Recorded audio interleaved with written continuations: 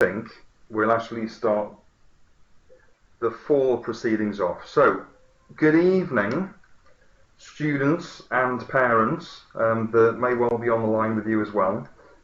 Welcome to our second careers webinar. Tonight's guest speaker is alumnus Jack Walker, who hails from the class of 2014, and he'll be talking about his work in ecology. I've obviously numerously now tried to thank Dev, and I do thank Dev again because obviously the music is wonderful even though you can't hear it. There will be an opportunity for you to have your questions answered at the end of the presentation, but please feel free to start dropping them into the chat box as we go along. So if Jack raises any questions, or sorry, raises anything that you would like, I don't know, some further information, or if it does spark a question for you, you don't have to wait until the end of the presentation to put it into the chat box. I'll keep an eye on the questions as they come through, and then I'll then feed back to Jack then at the very end for a bit of a Q&A. Okay, so if we are all happy and sitting comfortably, we will begin. So I would like to formally introduce Jack to you, and I shall pass over to Jack. Hello, Jack. Hello. Hi, everyone. Thank you very much for coming to my talk. So I'm going to talk to you a bit about ecology, zoology, and wildlife conservation. Just to tell you a bit about my background, I have a bachelor's degree in biological sciences, where I specialised in zoology, and I have a master's degree in biodiversity and conservation. I'm currently working under the strange and mysterious title of Newt Officer, where I give advice to a number of councils about great crested newt licensing. And next year I'm going to be starting a PhD, where I'll be researching insects in urban areas.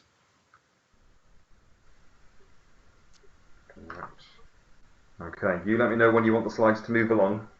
Okay, I've just changed that on my own. Has that worked? Sorry, it may well do. Hang on, let me just yeah, go for it. So I've just changed that to the content slide. Is that showing? Let me just see. It's not showing for me. Let me just double check with everybody else.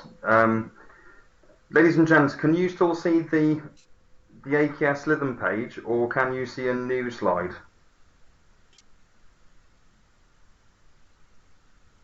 Okay, Caitlin can see I'm guessing that means, Caitlin, you can see a new slide? Right, Caitlin's just seen the AKS, so I think I'm going to have to do it from here by the looks of it. So let me I'll pop it onto the contents bit for you. Okay, so you just let me know when you want to move the slides over, Jack, and I'll be your assistant. Okay. Right, there you go. Okay. So we're all on the content slides now? Yes, I believe so. Can you see the content slides now, ladies and gents? Beautiful. Yes, we are. Okay, great. So I'll carry on then. So I'm going to start by talking a bit about the subject in general. So we're all on the same page, and we know exactly what we're talking about when we're discussing ecology, zoology, and wildlife conservation. I'll then talk a bit about my educational background, and then give you some advice on applying for undergraduate degrees if you decide to go down the same route as me. I'll then talk a bit about what I'm currently doing, and then we'll move on to discuss the different kinds of jobs that are available in the industry and what you might expect to be doing in the future. We'll then talk a bit about volunteering as well, which is really, really important if you're considering a job in ecology. If we have the next slide, please. So we're going to begin by talking about these three subjects and what they actually mean, and why it's important that we study them. They have a lot of overlap, so it can be quite difficult to talk about one without the other, but they do have some key differences. The next slide, please.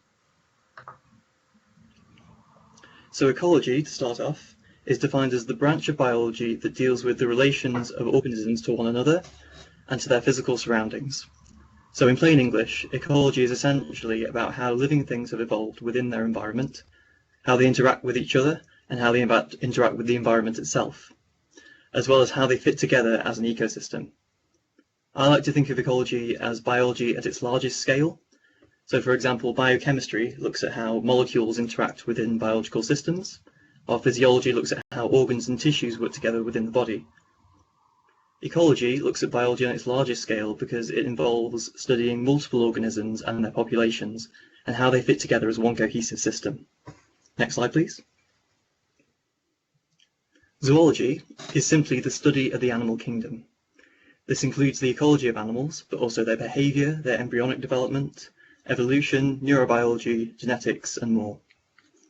Essentially, zoology asks, how do animals work? Why are they here? And why do they do the things that they do? I think it's also important to note that zoology is not the same as animal husbandry. So zoology is not about how to look after animals or how to be a zookeeper. And I can say from personal experience that if you do decide to study zoology, you'll quite quickly become tired of people asking you which zoo you want to work for. Next slide, please. Wildlife conservation is the practice of protecting wild organisms and their habitats to prevent them from going extinct. So conservation is essentially the application of ecology and zoology. If we want to protect something, we need to know how. We need to know what organisms need to survive and how to provide that, and how to remove the things that threaten them. Next slide, please. So the things that threaten wildlife can be boiled down to 5 problems, all of which are almost entirely caused by humans. These are habitat loss, which is often caused by the destruction of natural areas for the creation of farms or for urban development.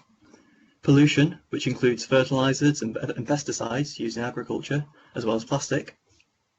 Invasive species, which are organisms that have been moved from one ecosystem to another and cause huge problems for native wildlife.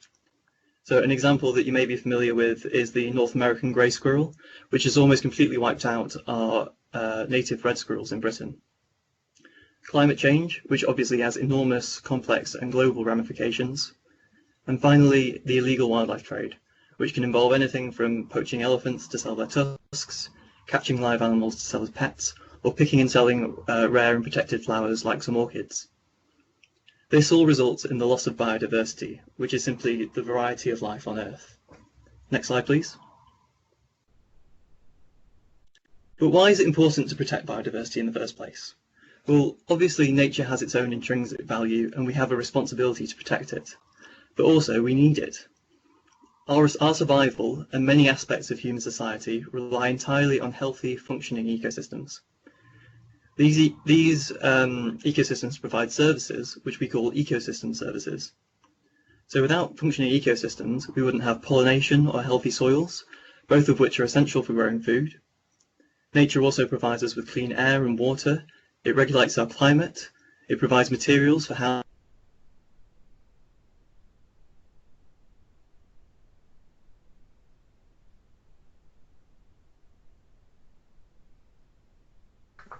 Jack, we seem to have lost you for a second there. Can you come back? Right, bear with me, students. Jack appears to be temporarily flung from the room. Hopefully he shall return in a moment. This might be a good opportunity for any of you out there who have some questions. If you do want to start putting them into the chat box, that would be great. And then I will see whether or not Jack can find his way back to us in a second. It's all very exciting, isn't it? The joys of technology.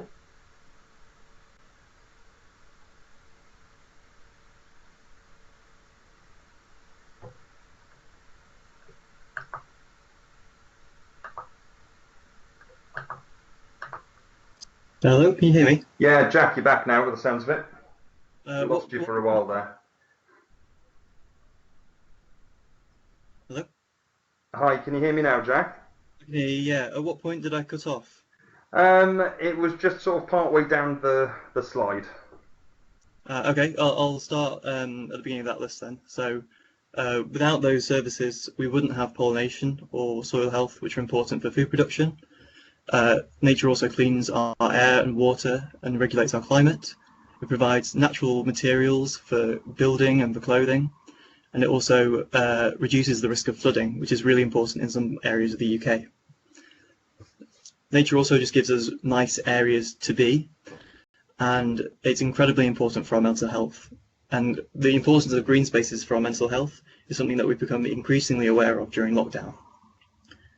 If you want to put a number on how important biodiversity is, a study in 1997 valued ecosystem services at roughly 33 trillion US dollars per year.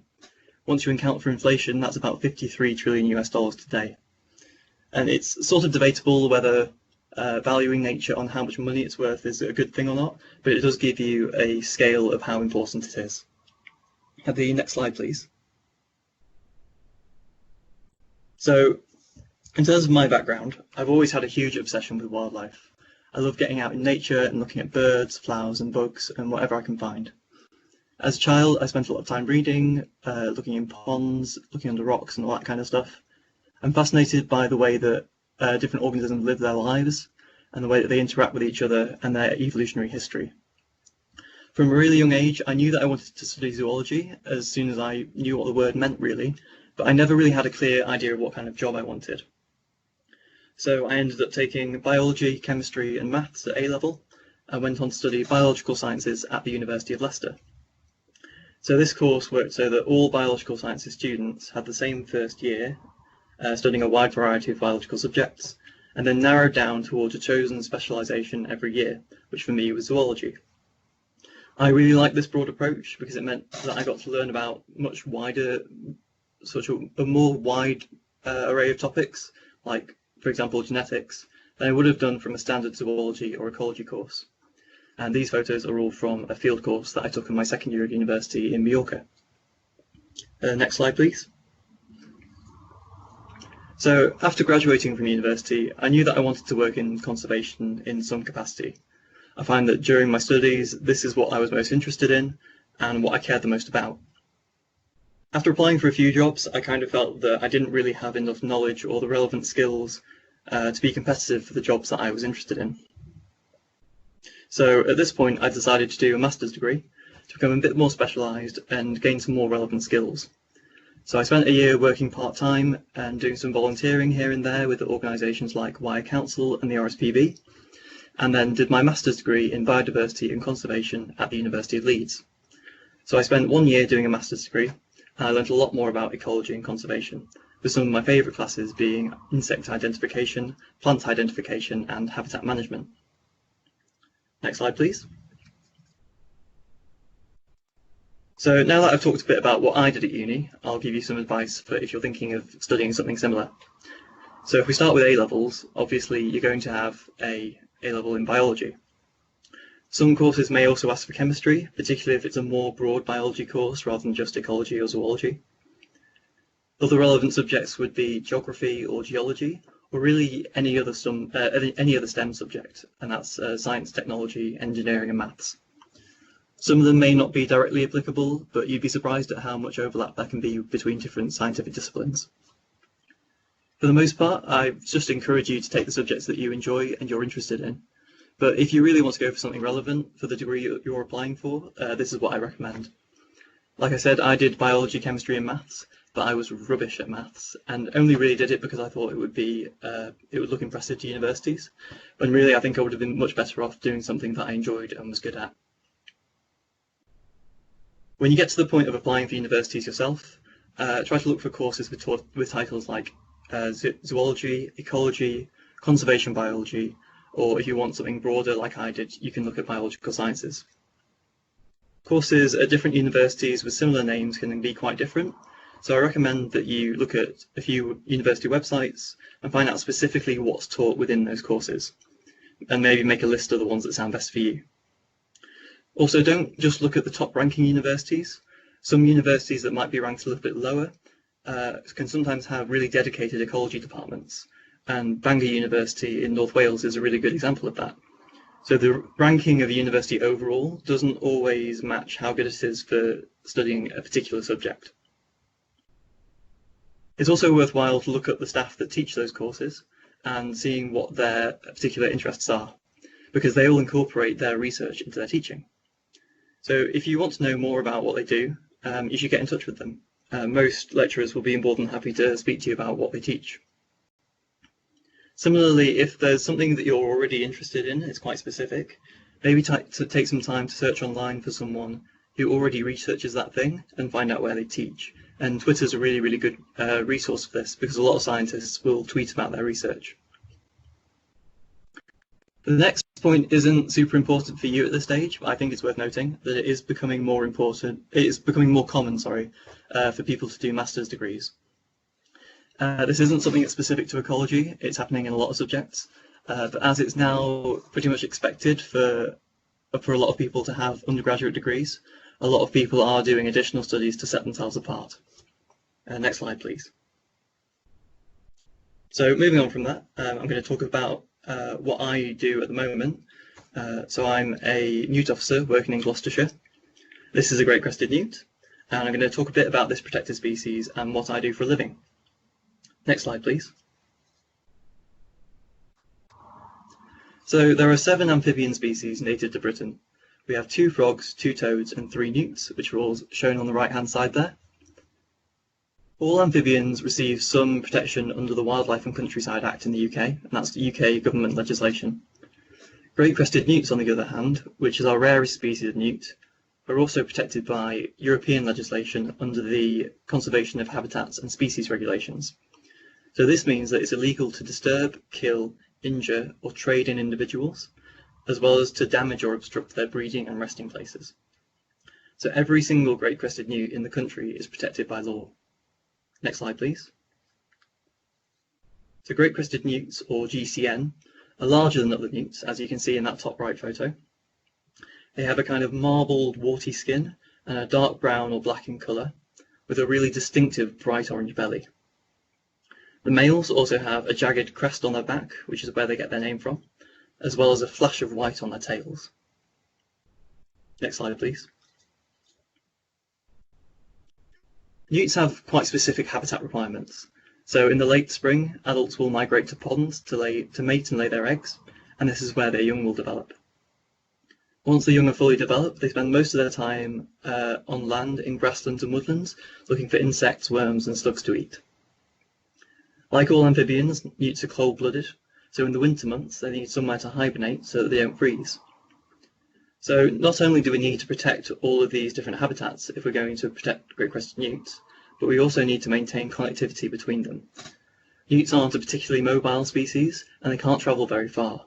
So it's essential for their survival that they can access all 3 of these habitats easily. So one of the wider benefits of protecting great crested newts is that because they need all these different habitats, by protecting them, we also protect a lot of other organisms that use these habitats too. Next slide, please.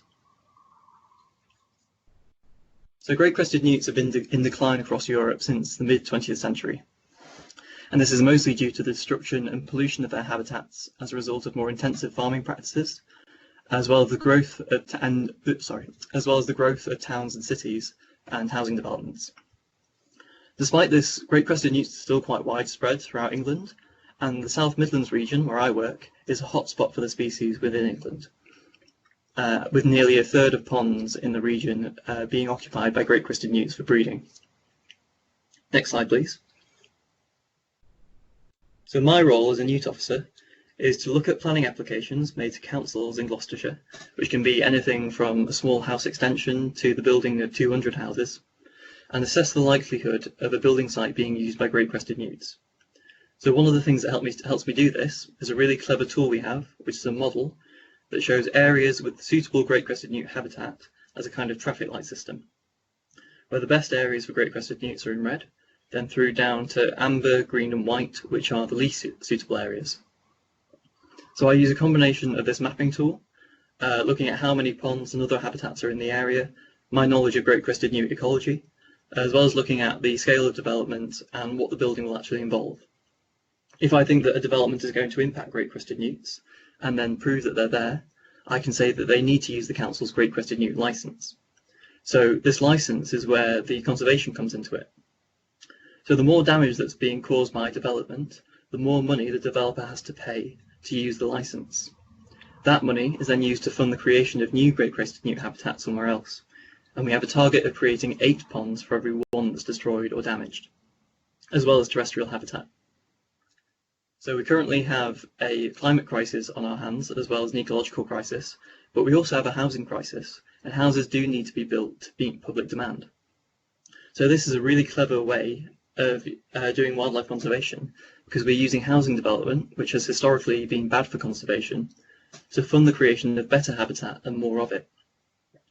The bottom left photo is a pond that's being dug in West Oxfordshire a few weeks ago, and the bottom right is one that was created in the Forest of Dean earlier this year, which will hopefully have some newts in it now.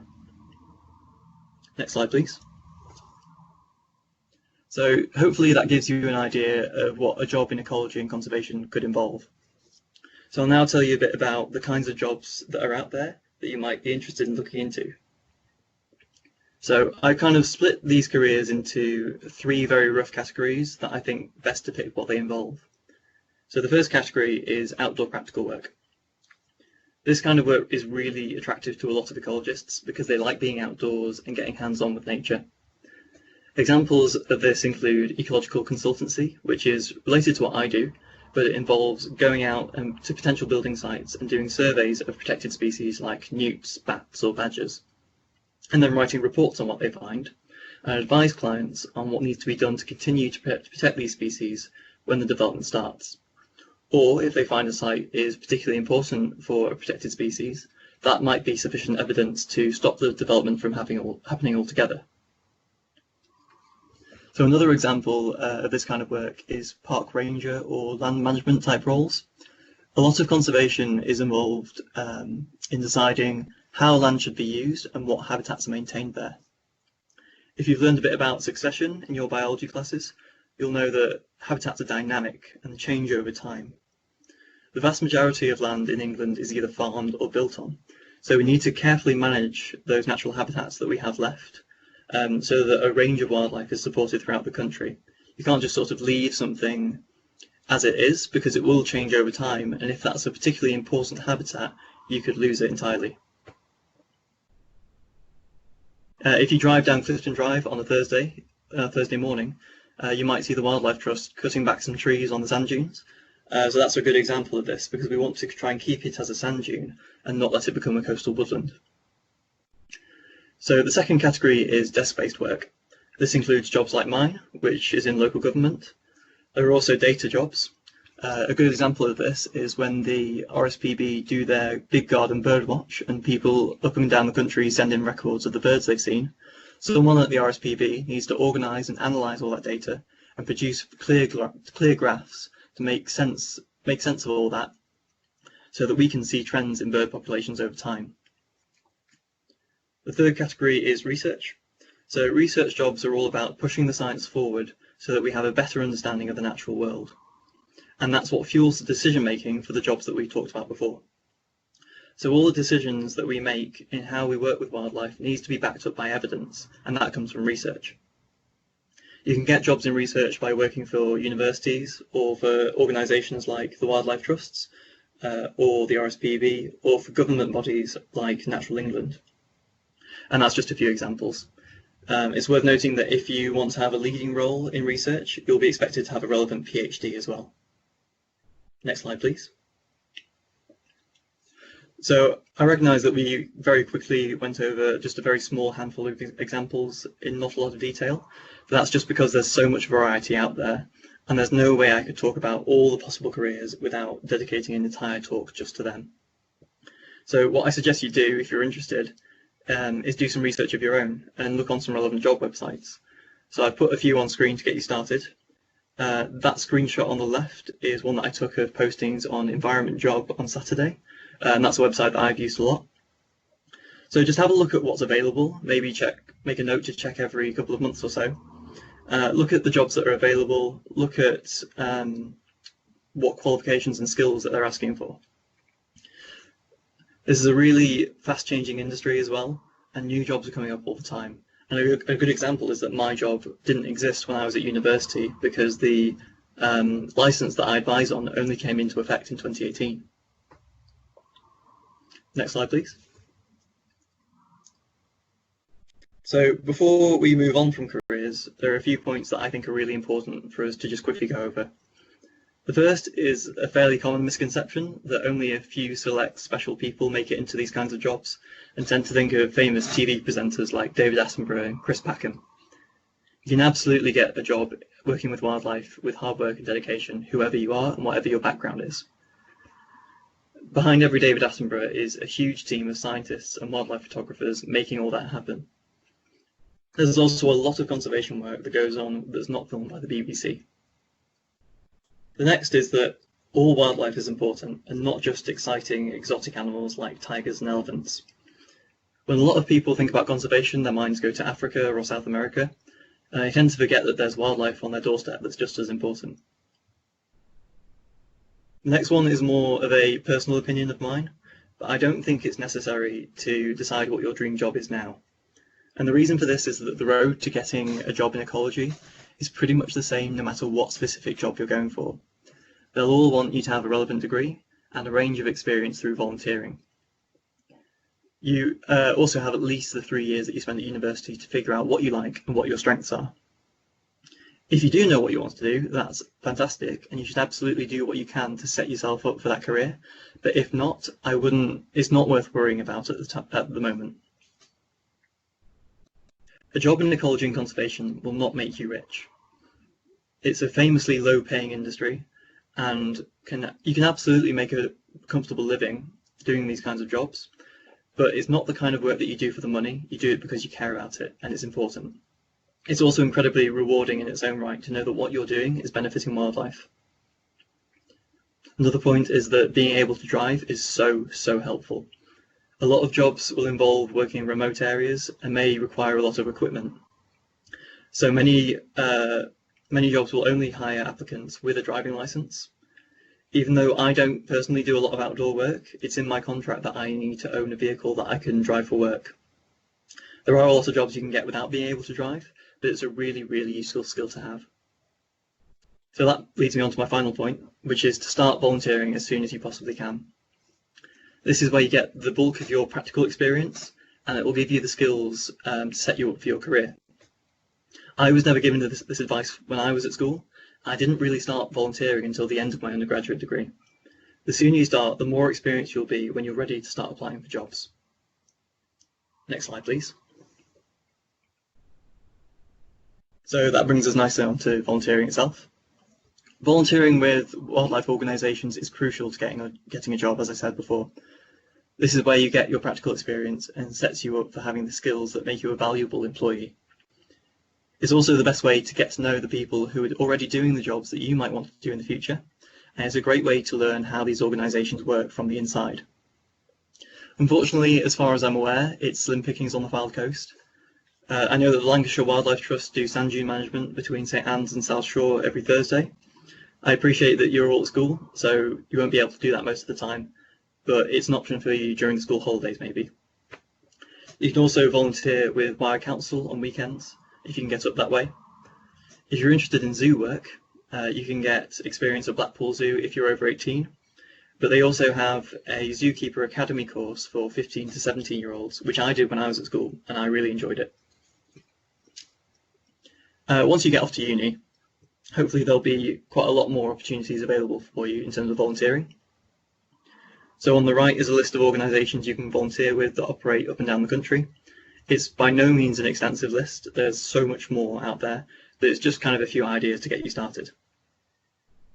It doesn't really matter what you do specifically, just do as much as you can, and having a variety of experience is really good to have.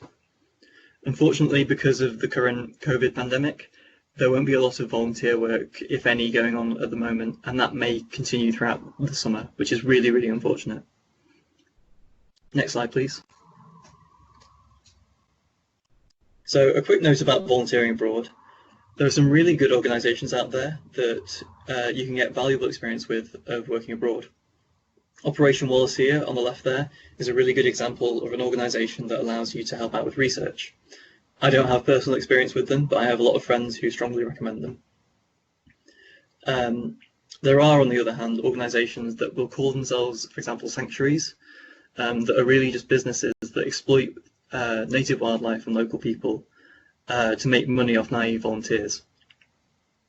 So a good way of avoiding this is avoiding anything that advertises direct interaction with animals, like stroking or holding them or taking pictures with them. It should really, any good wildlife sanctuary should put forward a hands-off approach. Also, don't feel that you need to get experience abroad. You'll almost always have to pay quite a lot of money to do this, whereas UK organisations won't expect any money from you and may even cover some of your expenses while you're working for them. Next slide, please.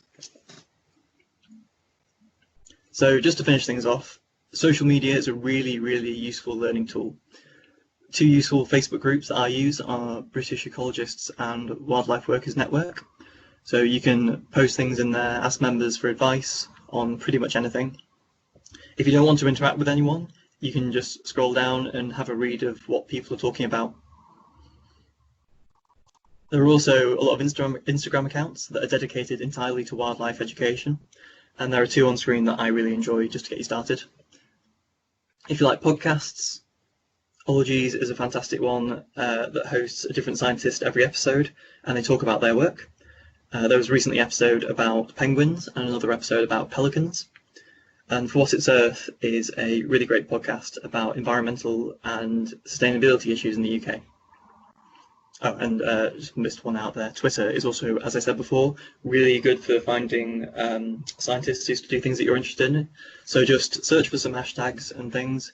If you're, for example, interested in herpetology, which is the study of reptiles and amphibians, or entomology, which is insects, search for those terms, see which people are talking about those things and give them a follow, see what they're talking about and what they're doing with their careers. Next slide, please. So thank you very much for listening to my talk. I really hope that you found it useful. I'm really happy to answer any questions you have about anything I've said today. If you don't have a question at the moment and something comes to you later, there's my email on screen there. No matter what it is, I'm very happy to chat about this stuff all the time. So shoot me a message anytime you want. Jack, that's great. Thanks very much. Your enthusiasm for the subject and for the profession was absolutely evident all the way through, and the amount of the amount of different information that you've provided as well within this, and I'm so pleased that we've got this recorded as well. I think it's just going to be an absolute treasure trove. So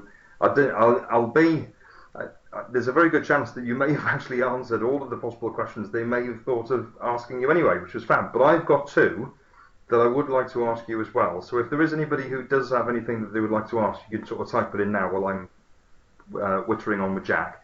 The first one being, when you were talking about the Great Crested Newt, and you were saying that the habitat has reduced quite significantly since the 1950s. Was it a sort of a habitat that was broadly distributed across Britain? Yeah. So what really changed in the mid-20th century was after the Second World War, Britain really kicked off with intensifying agriculture. Mm-hmm. So prior to that, it was really common for a lot of farms to have ponds on their sites. A lot of the time for kind of flood mitigation, for all the water to kind of run off to, and also for watering livestock. Mm-hmm. So it was really common for these rural ponds to be dotted throughout the landscape. And also around the same time, artificial fertilizers and a lot of other chemicals like pesticides started being used on a mass scale. And once these are used, they're all water soluble. So once it rains, they run into the soil and then drain off into ponds and cause pollution. So both of those things together, as well as I said, just the population increasing and a demand for housing, all of these things kind of culminated at the same time together to cause big problems for a lot of wildlife in the UK, but amphibians are particularly affected by that. Right. Okay. Yeah, that's interesting. I suppose my second question sort of dovetails or crowbars into the first one. If there's been obviously quite a lot of talk, I suppose, in recent years of the various projects regarding sort of rewilding Britain and sort of reintroducing I suppose, species that have either that are no longer indigenous to the British Isles at the moment. Do you sort of worry sometimes that the rewilding, as it's sort of I suppose advertised in the media, tends to focus on maybe the big things, like arguing about either bringing back beavers or wolves in Scotland at the expense of maybe the little things? Yeah, absolutely. That is a big issue, and rewilding is a really exciting topic, but it's something that is kind of evolving as you will. It's kind of no one quite knows what the right way to go about it is because there are so many possible ways we could do it. Hmm. A lot of people have the kind of ethos of leave things as they are, nature knows best, things will develop as they should do, which, in my opinion, a lot of the time that does work. For example, a lot of the time if you plant, say, a wildflower meadow with the aim of benefiting pollinators, a lot of the time if you just leave it as it is, a lot of native flowers will spring up anyway and have the same effect, but will cost you nothing. On the other hand, as I said before, habitats change over time, and with the limited space we have in the UK in particular, it's different in other countries, like, say, Canada and America have enormous national parks where things are just kind of left as they are and have been for a very long time. There's no wild areas in England. Everything has been managed at some point in some way. So I think there is a danger of leaving things as they are. If you do that, you might lose some habitats. But in terms of, I think you are right in terms of people are focusing on the big things when, insects and small mammals and reptiles and all that kind of thing is just as important. And large herbivores as well tend to be forgotten because the only large herbivores we have in the UK are domesticated. Interesting. No, it's very interesting. It is something that I do just find fascinating, the idea of what might happen in that sense as to how successful the rewilding programme goes. Right, we've got a question. Will is asking, what other types of field work did you do in your degree? That's a good question. So as I said, I did 2 degrees. The master's was much more practical than the undergrad was, just because the undergrad was a bit more broad. So I did a lot of lab work in that because I was also doing genetics and biochem, as well as the zoology. So as I said, in my second year, I did a trip to Mallorca, which was studying Mediterranean ecology, and that was really, really interesting. In my third year, I also did a trip to Devon, at a site called Slapton Lee, which is where a lot of universities take their ecology students. And we kind of had to make up our own research projects around that. So I was looking at territorial behaviour in waterbirds. In my master's, on the other hand, I did much more hands-on stuff. So I did a 1-week training course with the National Trust, where we went around on their land, spoke to a lot of farmers, talked about their land management schemes, how they're trying to incorporate biodiversity into farming practices, which is really, really interesting. Lots of things around switching to native cattle breeds, using smaller herds on larger areas of land, rather than kind of cramming lots of very selectively bred cattle onto a relatively small area. As I said, I did plant identification, which is very field-based, so getting out, looking at plants, which is really nice to do in the summer. You just get to go out, sit, look at some flowers, go through a book, find out what they are. Insect ID as well, similar, go out catching bugs, looking at them under a microscope. It was really such a big mix of things. But I kind of said that I didn't get a lot of skills from by the time I finished my undergraduate degree. I don't really blame that on the kind of course I did. It's more because I hadn't done a lot of volunteering at that point. So really, if you want field experience, volunteering is absolutely the way to go. Great, super, thank you. So remember, guys, you've got you do have Jack's email obviously plastered onto the screen there at the end. So if anything does come to mind to you in the future, That would be so, so good for you to do. I will just leave you with, obviously, before we say, or before I formally say my thanks to Jack, I'm just going to give you a little taster, a little sneak peek as to what the next careers webinar is going to be, because we've only just managed to confirm it today. But next Thursday, we have another ex-student of AKS Lytham who will be speaking, and she's going to be focusing on her current career as an actuary. So she's going to talk about actuarial science. Okay, so that should be a really fascinating one again. Jack, thank you so much for your time. It's been an absolute pleasure to listen to all of that and to take on all of the great information that you've done. Particular thanks as well, considering that you're based in Gloucester, that you've put so much time and effort into looking at what the local information and links are as well for people. I think that's, that was really, really thoughtful and considerate. So thank you so much. You're very welcome. Thank you very much for having me. It's, I kind of made this with the idea of what I would have wanted to see when I was at school. So I really hope it was helpful and that everyone enjoyed it. Bro, yes. Yes, I think we can see from the comments box that they did. So, job done, young man. Well done. Right then, ladies and gents, we shall close it there. Thanks very much for attending. And I shall see you soon. All the best. Take care.